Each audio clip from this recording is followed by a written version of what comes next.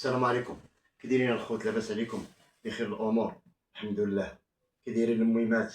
الله يجعل ربي يسهل عليكم وييسر لكم اموركم. الله يعطي لكل واحد اي حاجه تمناها في حياته.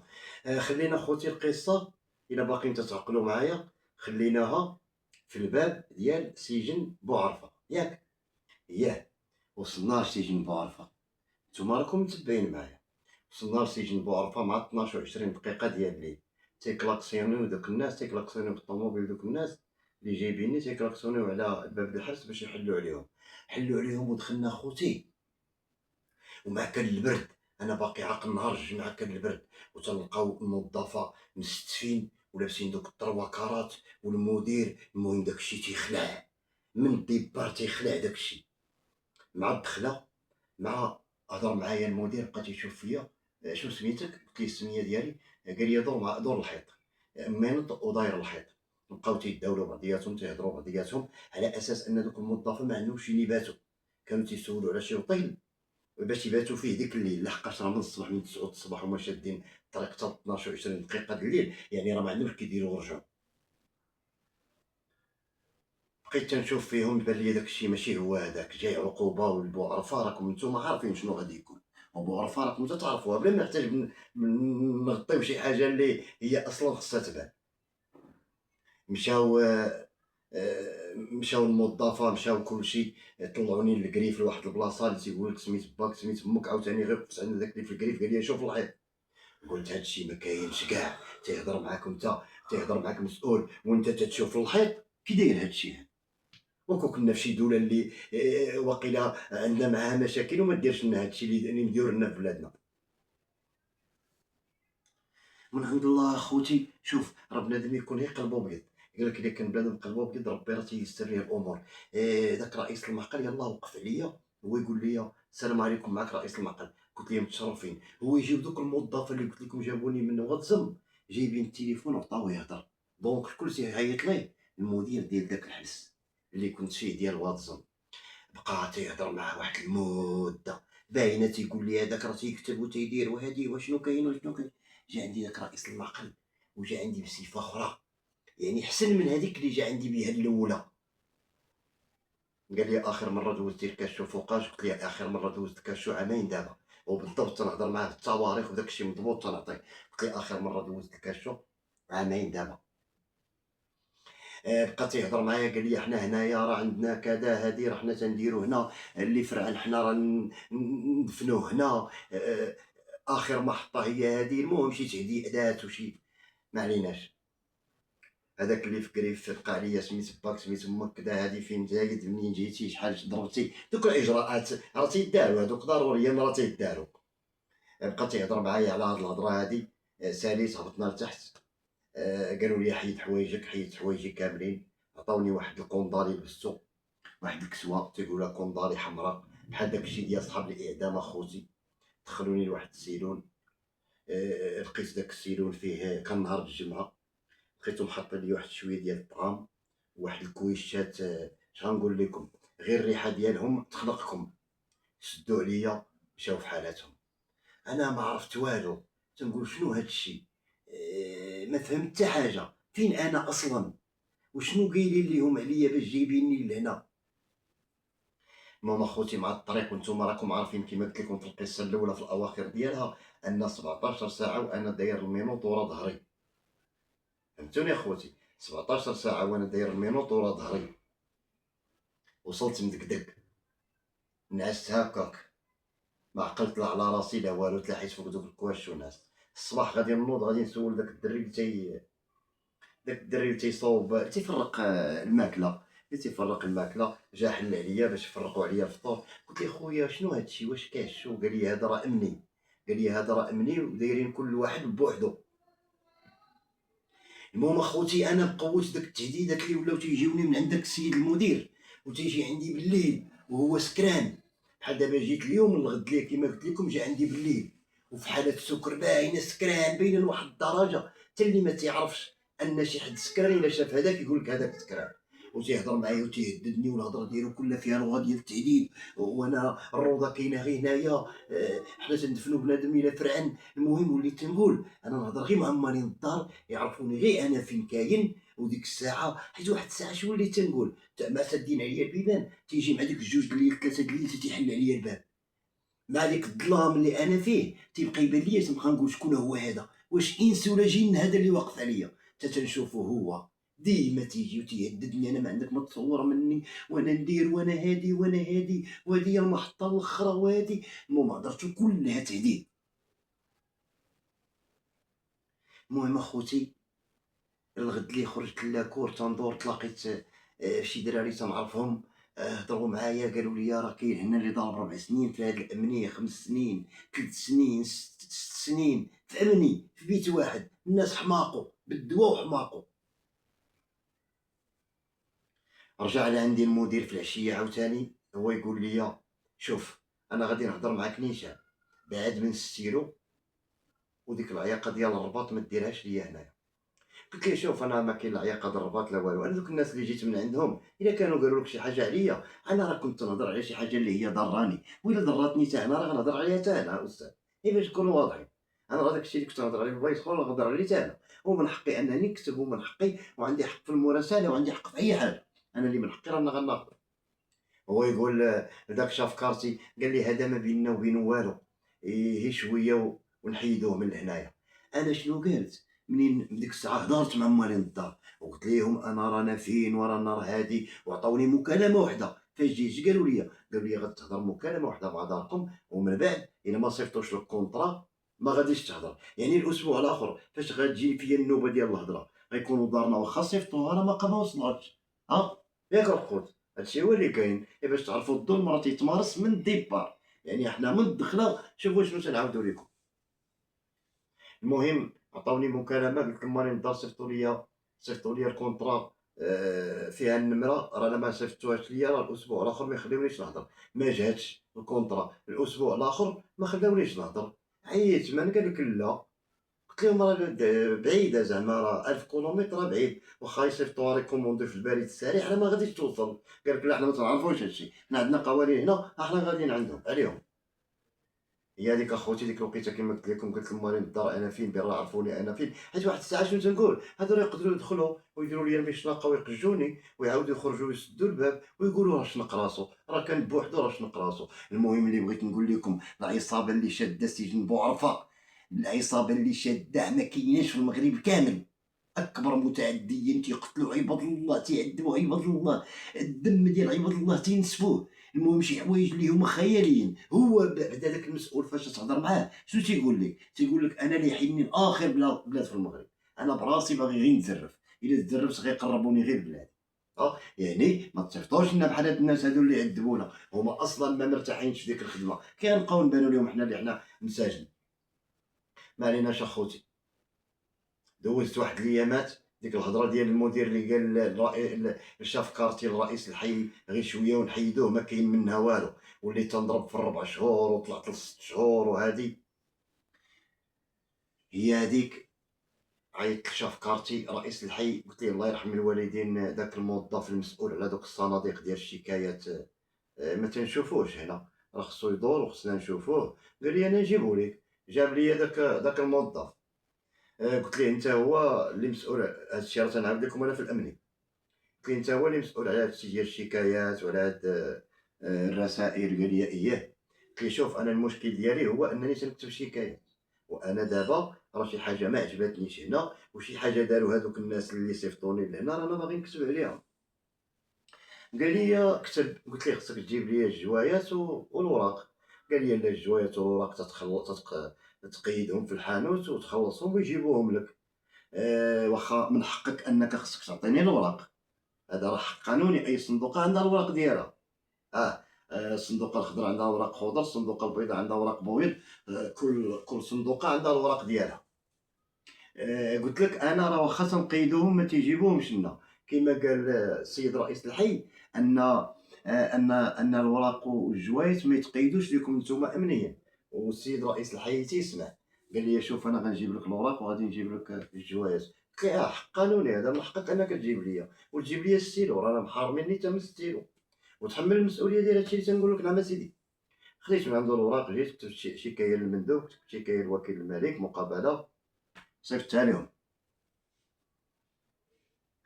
دازت 3 ايام ولا ما عرفت 4 ايام، عيطوا ليا جاو عندي تما قالوا لي لبس الحوايج ديالي هما دوك الكوندالي اللي قلت لكم، حيت فاش تندخل تنحيدو. لبستو قالوا لي راه وكيل الملك راه جا لعندك باش دير مقابله معاه. مشيت عند السيد وكيل الملك، السلام عليكم. وعليكم السلام. قال لي درتي لي شي مقابله؟ قلت ليه نعم اسيدي راه درت لك واحد المقابله. انا راه شنو طرا ليا شنو عاودت ليه؟ عاودت ليه اخوتي ديك القصه اللي عاودت لكم ديال واتزم في الاواخر ديالها باش ندخلوا دابا لهاد القصه، ان المدير ديال واتزم شنو قال ليا، وانت غادي الاخير حبس في المغرب وهاشكون تراسل وكذا. الوكيل بقى تيغوت، قال لي اسكت ما تهضرش معايا هاد الهضره هادي. مشى عند المدير البيرو ديالو، بقى تيهضر هو وياه. رجعوا لعندي، جا عندي هو والمدير، هاد المدير اللي قلت لكم تيجي سكران لعندي، جا لعندي وهو يقول لي ابراهيم الوالي، ابراهيم الوالي ولدي، ولدي ابراهيم الوالي هو ولا مزيان ولا هادي ولا هادي، يعني ولا تيثبت فيا. وهذا كنتم راكم عارفين شنو عاودت لكم عليه. ما كاملاش شي 5 ديال الدقائق جاو السيد الوكيل عيط لرجال الضابطه القضائيه، يعني رجال الامن ديال مدينه بوعرفه. جاو لعندي تصنتوا ليا، عاودت ليهم قلت لهم واشنو كاين وهاد المدير فوقاش تيجي لعندي على داك المدير واشنو تيدير. ودابا انا تنطلب منكم الحمايه، انا رانا باقي مع هاد المدير اللي انا تنشكي فيه دابا، وإلا ما حميتونيش راه غتحملوا المسؤوليه. هاكا قلتها لهم بهاد الطريقه، وتشفتها مكتوبه في الدوسي، في المحضر اللي عمروا ليا تشفتها مكتوبه انه تيطلب الحمايه، عاد وصلت فيها. مشيت اخوتي في حالتي، ولا داك المدير تيجي لعندي، ولكن ما بقاش فيه داك التهديد، ما بقاش تيهددني بديك الطريقه، ولا تيهدد، هو راه تيهدد، هو هضرته كلها فيها التهديد، ولكن ولا تيهدد بواحد الطريقه شي شويه قل من داك الشيء اللي كان تيدير في الاول فاش يلاه جيت. المهم وليت تنكتب انا لكلشي، لاي جهه في المغرب تنكتب ليها. هذاك المدير ديال واتزم شنو دار ليا وشنو دار ليا، حيت شكيت الوكيل الملك ديال مدينه واتزم وشنو داروا ليا وما خداوش ليا حقي وصيفطوني لهاد الحبس. ودابا انا راه تشكيت السيد وكيل الملك ديال مدينه بوعرفه على هاد المدير هذا، بانه تيجي عندي سكران وتيهددني وشنو تيدير ليا وتيقول لي الروضه كاينه هنا، وحنا هنا عباد الله تنقتلوهم، وحنا عباد الله تنديروا لهم. المهم وليت اخوتي تنكتب لاي جهه كيما بغا يكون النوع ديالها، ولاو تيراسلوني جهات تيجيو لعندي. واحد النهار اخوتي جا عندي المدير، شنو قال لي؟ قال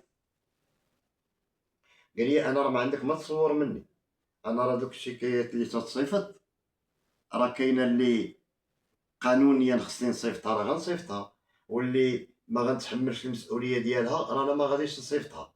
راه كيما قلت لك حنا هنا راه حاكمين هاد الحبس، هذا راه اخر حبس، راه اللي تيفرعن في بلايص اخرى وتيجيب هو اللي تيفرعن في بلايص اخرى تيجيبوه لعندنا، راه هنا حنا تنروديوه. المهم اخوتي داك الحبس بلا ما نعاود لكم الظلم بكل ما تحمله الكلمه من معنى، ظالمين دوك الناس تيدخلوا مقرقبين الموظفين، عرفتي محيدين الكساوي ديالهم ولابسين غير لبس عادي. اش غنقول لكم، ومن حقوش انه يحيد الكسوه وهو وسط قشله، هذيك راه قشله هذيك تتسمى راه ما خصوش يحيد فيها الكسوه. اقسم بالله الا سكرانين ومقرقبين وتيكملوا في الجوانات ودايرين ما بغاو وتيقتلوا في عباد الله، واللي شدوه تيضربوه، اذا كان الراجل عنده حتى 100 عام في عمره يضربوه. هذوك الناس معديين، انا راه عييت من ناشط فيكم المسؤولين وتنقول لكم سيروا سجن بوعرفه. اييه غتقدروا تكونوا بدلتوا شي حوايج، ولكن زيدوا راه باقي الظلم، راه الناس عاد خرجوا، راه بغيت نجيب لكم تصريحات، الناس راه عاد خرجوا من الحبس من تما من بوعرفه، باقي نفس الشيء. وفين هو التطبيب في ذاك بوعرفه؟ ما كاين لا تطبيب لا والو، سوء التطبيب، ما عندكم لا طبيب لا حتى شي حاجه. انا تناشد وتنتحدى اي واحد يقول لي انه كاين دونتيست في سجن بوعرفه. انا ضربت فيها تقريبا 4 سنين، عمرت دونتيست ما كان في سجن بوعرفه، مره وحده اللي جات قافله لسجن بوعرفه. وهذا الشيء راه كلكم تتعرفوه، وراه بالتواريخ، راه ما كاين لا تطبيب في بوعرفه لا والو، راه الناس راه تيموتوا، راه الناس مرض.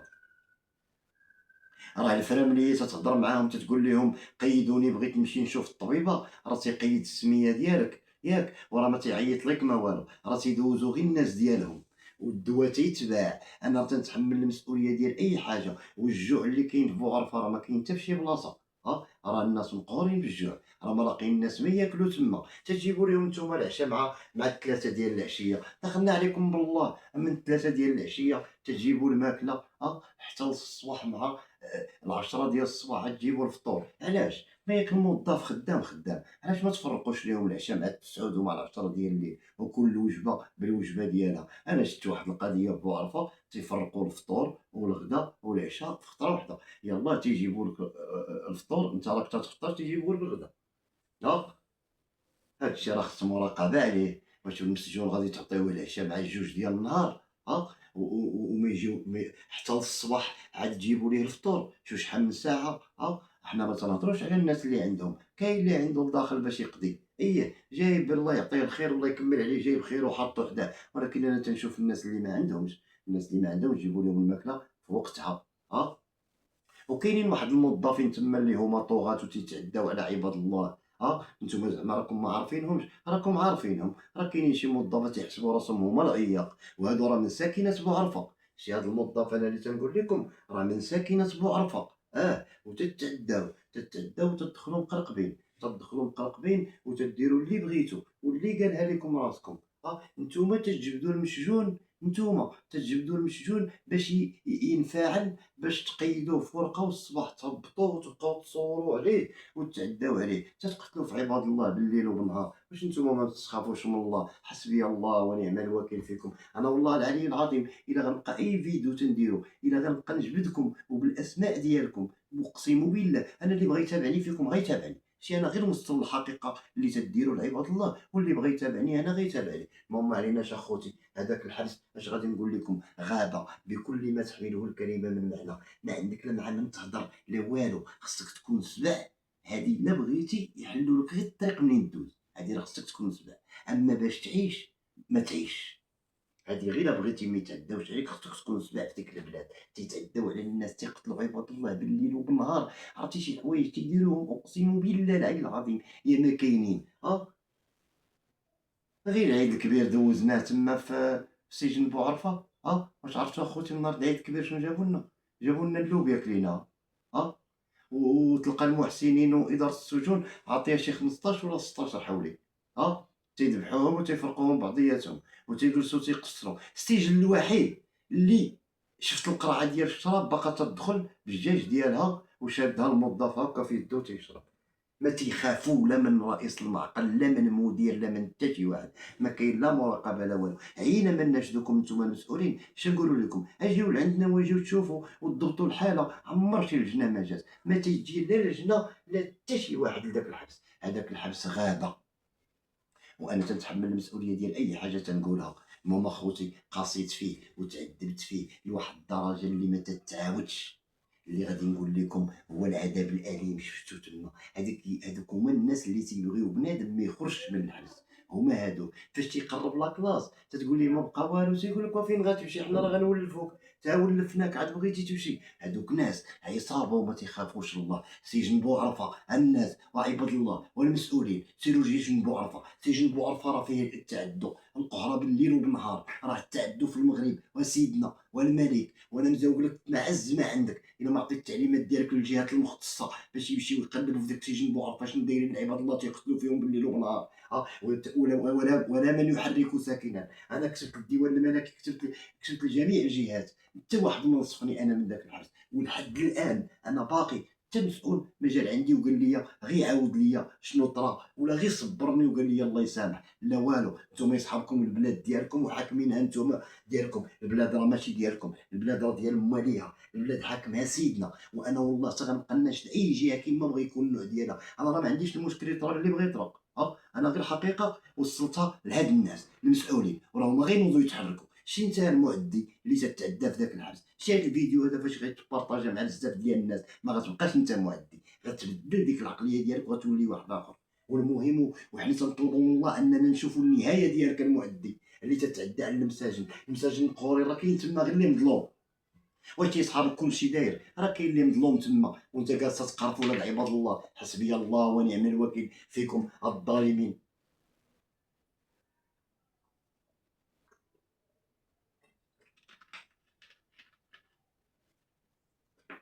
المهم اخوتي قسيت معاهم الالام في ديك بوعرفه، مرضت بالضغط الدموي، درت عمليه جراحيه على مستوى مؤخره الراس، حيدت واحد التورم.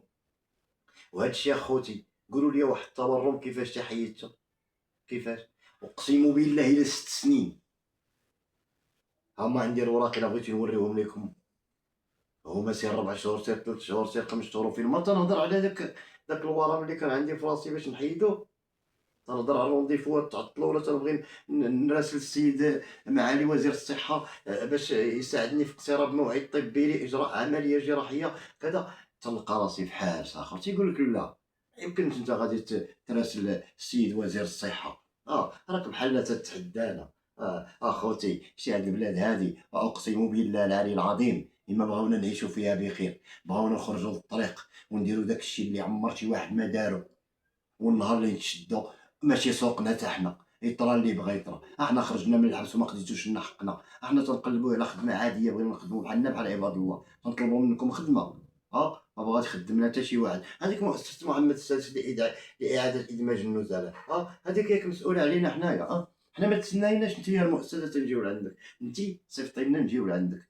انت عارفه بقى تاخذي اللائحه ديال السجناء اللي خرجوا، وكل منطقه تاخذ البلاد اللي خرجوا.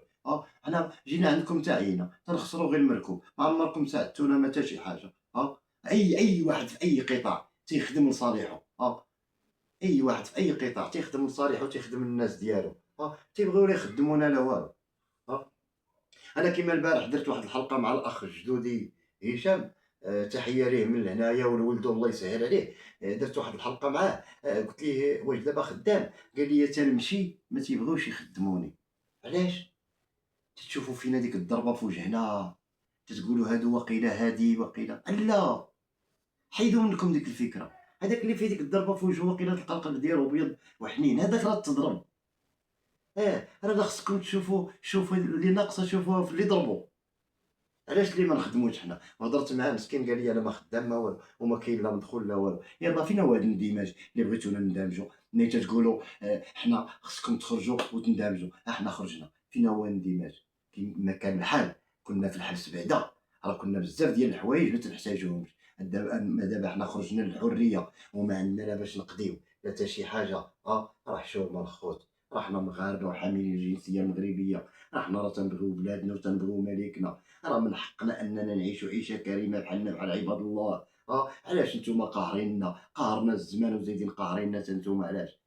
انا بغيت غير نعرف علاش ما تقلبوش لنا على خدمه كريمه. واش دابا انا نتوما لا قلبتوا لي انا على خدمه مزيانه اللي غادي نرتاح فيها، واش باقي غتسمعوا هاد الهضره ديالي؟ راه ما غتسمعوش هاد الهضره ديالي ياك. ولكن الا بان لي الظلم وانا غادي غير في الطريق غنعاود نديرو ونقولو. انا تنحارب الظلم، انا اي ظالم واي فاسد واي مفسد في هذه البلاد انا ليه بهم مرصاد. حنا اداره السجون تناشدها من لهنا وتناشد السيد المندوب واحتراماتي ليك، راه السجون فيهم تعدو السيد المندوب، راه انت راجل مزيان حنا عارفينك راجل مزيان واقسم بالله وتيخافوا منك كاع فاش يسمعوا غير برا لا كنا داينها الصندوقه اللي غادي توصلك ديك تلقي معالجه الشكايات، تيبقاو يترعدوا تيقول لك مالك وهذه. حنا عارفينك خدام، ولكن راه التعدو كاين. بقى دير جوالات تفقديه، وما يمشيو معاك لا موظفه لا والو، وبقى الدور في الكراوي وشوف، دخل الكوزينه تشوف الناس ما تيطيبوا لنا، ما تيبغيو لا يطيبوا لنا لا حتى شي حاجه، الماكله تناكلوها بارده، شي حوايج تتبيعوهم لنا في الحانوت بحال دابا في المثل البيض تتبيعوه في الحانوت تتقولوا لنا ما تنطيبوش. داخلنا عليك بالله كي غنديروا ليه حنا؟ نخليوه حتى الصيف ونديروه في الشمس يتسلق؟ الله يرحم الوالدين كونوا معنا شويه واعيين. خص بنادم يكون شي شويه واعي، شي شويه واعي. راه شي حوايج تديروهم ما تتسوقوش ليهم. وهذاك الحانوت اللي كاين في بوعرفه اللي داروا منه الناس اموال طائله، داك الحانوت هذاك الحانوت داروا منه الناس اموال طائله من داك الحانوت. اقسم بالله تبيعوا نتوما اللي بغيتو، اللي بغيتو وفوقاش ما بغيتو، وتديروا اللي قال لكم راسكم. انا عمري ما شفت بحال داك الشيء. المهم المسؤول السيد المندوب، راه السجن بوعرفه الحانوت اللي فيه راه الناس راه داروا منه اموال طائله من تشفرات. راه ما كاينش شي واحد تجيه السلعه ديالو تيحسبها وما تيلقاش 30 درهم 40 درهم ناقصه. وفاش تيعيط لذاك الموظف تيقول ليه انا راه السلعه اللي حطيتي ليا رانا حسبتها ولقيت 30 درهم ناقصه، اش تيقول ليه؟ تيقول ليه راه ديك السلعه تيجمعها تيديرها في ميكا تيمشي بحالاتو، ما تيجيبش ليه داك البون. اش تيولي مسكين داك الدري؟ تيولي زاوق، تدوز سيمانه ولا جوج سيمانات تيولي يطلب غير باش يجيبوا ليه. داري 30 درهم من السخره ديالو، وفاش بغا يتحاسب معاه دا ديك السلعه ومشى. زعما انا ما غنجيب لك حتى شي حاجه من الحانوت. واش هادي حقره؟ واش كاين شي حقره اكثر من هادي؟ حنا تحقرنا وحنا في بلادنا. المهم خوتي انا اللي قلت لكم، جا الوقيته خوتي اللي حاربت هاد الناس وما خليت ما درت معاهم ومشيت ضدهم. انا ما نقول لكمش انا ربحتهم، حيت انا كتبت بيهم وما خليت ما درت. خرجت من داك الامن يا خوتي، مشيت لصنف الف، واحد البلاصه تيقول لها صنف الف، مشيت ليها خوتي. اش غنقول لكم، ضربت فيها شي عامين. المهم ميز على المساجن كاملين، عاطيني حقوقي بز منهم. ولكن اخوتي داكشي اللي تنشوف بعيني اقسم بالله الى الناس ماتوا وهما واقفين، وحتى شي ما تيسوق لشي حد. ما تيسوقوش ليك، موت وعيش دبر راسك دير اللي بغيتي. ما تيسوقوش، عندهم الروح سبحان الله. الا سمعوا شي واحد مات بحال عندهم شي دبانه. ضربت معاهم اخوتي دوك العامين، تحاربت معاهم، كتبت بيهم كاملين. ولكن لا من يحرك ساكنا. ما كاينش شي جهه جات لعندي وقالت لي اييه هادشي اللي قلتي راه كاين. دابا انا راسي نكتب ليهم، واش تنقول لهم يجيو لعين المكان وغضبطوا هادشي، وتنبقى نشوف داك عين المكان تلقى داكشي باقي هو والاخرين ما جيتو ما والو، ما جاو ما جيتو ما حتى حاجه. يعني شنو يعني كما تيقولوا دوك المسؤولين اللي في بوعرفه، اشنو تيقولوا؟ تيقول لك حنا واخدين تعليمات من الاداره من الفوق اننا نعذبوا بنادم. انا كنت تنقول لهم علاش انا في الامني، اش كانوا تيقولوا لي؟ تيقولوا لي الاداره قالت لنا خليه هنا، حطوا لنا هنا. النهار اللي نقول لك حيدوا من هنا عاد حيدوا من هنا. اذا حنا ولينا مع عصابه دابا، ما بقيناش حنايا معتقلين ومع ناس مربيين اللي يقدروا يفيدونا ويقدروا يعاملونا ويقدروا يوريونا، ولا هما ضاغطين عنا. والله العظيم الى عيبوا عار، اقسم بالله العلي العظيم الى عيبوا العار عليكم الموظفه ديال سجن بوعرفه. المهم اخوتي ساليت من داك صنف الف، ساليت من داك صنف من الامني، مشيت للصنف الف ضربت فيه عامين. مشيت للصنف الف ضربت فيه عامين. دوزت ديك العامين اخوتي، الوقيته اللي قررت نخرج ما بقى ليا والو نكمل 10 سنين ديال الحبس. جابوا لي قالوا لي راه عندك واحد ظاهره جمركيه، يعني غرامه فيها 900 ألف درهم مجبرة في سنة سجنا نافذا. 90 مليون 900 ألف درهم مجبرة في سنة، يعني تخلص 90 مليون ولا تضرب عام ديال الحبس. المهم اخوتي بقيت تنكتب الجهات الجمارك الهادي. المهم هما ديما تيقلبوا لي على شي حاجه باش نتلاها بها، باش نبعد منهم ونخليهم يقتلوا في عباد الله ويسرقوا ويلهبوا كيف بغا. بقيت تنكتب الجمارك هادي، حيدوا لي منها 6 شهور. بقات 6 شهور. مشيت من ديك النهار اللي غادي نكمل 10 سنين، النهار اللي غادي نكمل اخوتي 10 سنين، جمعت حوايجي غادي نمشي لواحد البلاصه. هاد البلاصه هذا كارتي فيه غير دوك الناس ديال اللي يلاه تيدخلوا من السيفيل تيتسماو باجده، ولا فيه دوك الناس اللي جاو من السبيطار، ولا فيه الناس ديال الخطيات ولا الجمارك. يعني كاينين في ديك الكروه كاينين واحد جوج بيوتا ديال الجمارك. داوني دخلت لديك البيت ديال الجمارك، درت هكا تيبان ليا بحال شي روضه، كأنها مقبرة وأمواتها يتحركون، بحال الروضة دايرة بانت ليا أنا. سولت الدراري قلت لهم واش ما عندكم هنا لا تلفازة لا والو؟ قالوا لي حنا راه شي عام دابا قربنا نكملوا الديوانة والتلفازة عمرنا ما شناها. تنقولوا قال تيقولوا السيد المدير بغينا تلفازة، تيقول لهم ممنوعة، وتيقولوا لي نصيفطوا عليها، تيقول لهم لا ما تصيفطوش عليها. جيت انا ضربت واحد اليومين تما، هضرت مع السيد المدير قلت ليه شنو كاين واشنو كاين واشنو كاين. قال لي حيد من تما سير لبلاصه اخرى فيها التلفازه. قلت له ولكن هذيك ماشي ديوان، انا بغيت نبقى تما. ما عليناش، كتبت للسيد وكيل الملك ديال مدينه بوعرفه، وكتبت للسيد قاضي تطبيق العقوبات بان رانا حنا ما عندناش تلفازه كذا، هادي. ها الصراعات غادي تبدا عاوتاني. جا عندي المدير واحد النهار، وقف عليا في الباب، قال لي قلت ليه السلام عليكم، قال لي السلام. هو يقول لي مقبرة أمواتها يتحركون ياك؟ تيقرا لي تيعاود لي داك الشيء اللي كاتب أنا في البرا.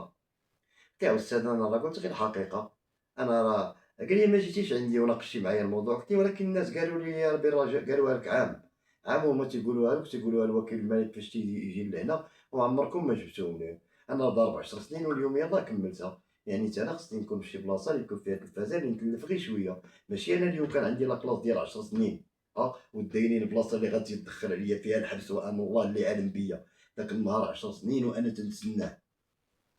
أنا راه من حقي أنني تكون عندي تلفازة، ما كاملاش أخوتي 10 ديال الدقايق جابوا لنا ديك التلفازة علقوها لنا. جا وكيل الملك وجا رئيس تطبيق العقوبات. دابا هما ديك البنداخة داروا بحال قلتي راه غادي يجي هو، قالوا ليهم ديو التلفازة، فاش جابوا التلفازة وراها تقريبا شي نص ساعة جاو. جا عندي داك قاضي تطبيق العقوبات هو يقول لي واش عندك شي ما تقول؟ قلت له لا ما عندي ما نقول، يعني انا المشكل ديالي شنو هو؟ كان هو التلفازة راكم جبتوا لي التلفازة وانت عارف راسك السيد قاضي تطبيق العقوبات انك راك عارف هنا ما كملش نص ساعة عاد جابوها، راه ما يمكنش انا كتبت لك وهي كاينة. والله يرحم الوالدين، راه اللي غيسمعنا راه غيحلل. واش انا كتبت لك على تلفازه ما كايناش وانت جيتي ولقيتي التلفازه، راه يعني في اخبارك راه جات. المهم اخوتي بقيت معاهم في صراعات، كملت ديك 6 شهور ب 66 كشيفه. خرجت من داك الباب ديال الحبس تنتلاقى بهم كلهم اش يقولوا لي عمر شي مسجون ما داز عندنا بحالك. رغم هاد المعاناة وكنت تنقرا الخوت، رغم هاد المعاناة وتنشارك في أنشطة وتنقراو وبزاف ديال الحوايج. المهم تيسلموا عليا كل واحد وكيفاش. مشينا خوتي خرجت اخوتي من الباب ديال الحبس. خرجت من الباب ديال الحبس شنو ما عنديش حق، ما عنديش حق انني نركب حتى للربعة ديال العشية. يلا انا خرجت مع 9 ديال الصباح وكاين كار واحد من مدينة بوعرفة حتى للرباط. غنجي نخدم من سجن بوعرفة حتى للرباط، كار واحد اللي كاين خصني نتسنى حتى الربعة د العشية. بقيت تنتسنى من داك الصباح. تلاقيت واحد الاصدقاء من هذا المنبر الله يكثر خيرهم، خوتي وصحابي ولاد بوعرفة، واحد الدراري الله يعمر ليهم الدار الصراحة، خوتي بزاف، حموده والدراري كاملين راكم كاملين تعرضوا ليا وداو لي لديورهم وتعاملوا معايا. يلا خوتي انا شوفوا المعاناه اللي قلت لكم دوزت ياك، وانا تا النهار عاوتاني اللي غنخرج اشنو غادي يطرا. خصني نتسنى من 9 الصباح منين خرجت حتى للربعة د العشية عاد غادي نركب. وفوقاش غادي نوصل للرباط؟ غادي نوصل للرباط اخوتي حتى 8 ديال الصباح. يعني معاناة اخوتي كاينة في اي قطاع، لا في قطاع النقل، لا في قطاع التجهيز، لا في قطاع السجون، يعني لا بد ما تعاني. علاش انا اللي غادي نخرج من سجن بوعرفة مع 9 ديال الصباح وما غنركب حتى للربعة د العشية؟ علاش هاد السوايع هادو كاملين ما كاينينش كيران من تما؟ علاش؟ هذا دليل تيبين ليا ان داك التعدي اللي كانوا تيديروا دوك الناس راه كانوا تيديروه هما عارفين ان راه ما كاينش اللي غادي يحاسبهم، انهم راه هما عارفين شنو تيديروا. راه كيما تيقولوا حنا غير مزرفين لهاد البلايص. تيقول لك الا كتبتي بينا والا تحديتينا ووصلت لنا في المسؤولين حنا شنو تنديروا غيقربونا غير بلادنا، حنا راه غير مدفونين في هاد الارض. هذه هي معاناتي اخوتي مع سجن بوعرفة، وتبارك الله عليكم. وانا اي حاجه راه غادي نبقى نعاودها لكم، والله يجعل ربي يسهل الامور، واللي عنده شي حاجه في نيته الله يقضيها ليه والله يخلي لكم ميماتكم ويسهل عليكم. وتحياتي لخوتي كاملين اللي تيبغيوني وصحابي، والله يرحم الوالدين وسمحوا لنا بزاف، سمحوا لنا بزاف. الله يسهل عليكم الخوت، والله يعاونكم. تبارك الله عليكم. تحياتي.